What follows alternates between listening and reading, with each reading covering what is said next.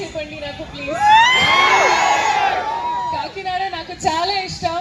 And ఇందాక మీరు చెప్పారు కదా సంక్రాంతికి వస్తున్నాం, అండ్ ఈ సంక్రాంతికి కూడా ఇంకొక మూవీతో నేను వస్తున్నాను. అండ్ అది అనగనగా ఒక రాజు. అక్కడ కూడా మీరు నెక్స్ట్ ఓపెనింగ్ కి అది డైలాగ్స్ మీరు ఉంటున్నాను, అది కోరుకుంటున్నాను. అండ్ యాక్చువల్గా కాకినాడలో నేను 1 month స్టే చేశాను ఈ మూవీ కోసం. సో కాకినాడ నాకు చాలా స్పెషల్. అండ్ ఇక్కడ మీ అందరూ ఎంత వార్మ్ ఎంత ప్రేమతో రిసీవ్ చేసుకున్నారు. Thank you so much. మీరందరూ నాకు చాలా స్పెషల్.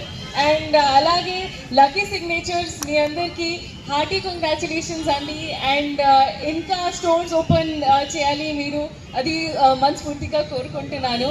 అండ్ కాకినాడ వాళ్ళు కంగ్రాచులేషన్స్, మెరీ క్రిస్మస్ అండ్ అడ్వాన్స్గా happy new year.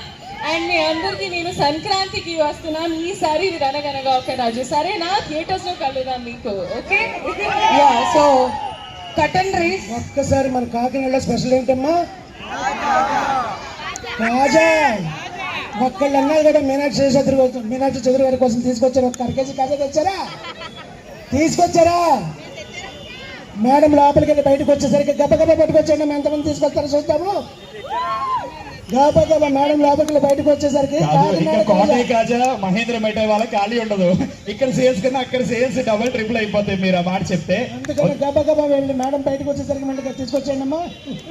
Okay, so Kakinada కాజా కన్నా బంపర్ ఆఫర్ ఏంటంటే మీనాక్షి గారు ఇనాగ్రేషన్ చేసి లోపలికి వెళ్ళి కంప్లీట్ చేసుకుని మళ్ళీ మా స్టేజ్ మీదకి వస్తారు. It's humble request. మీనాక్షి గారు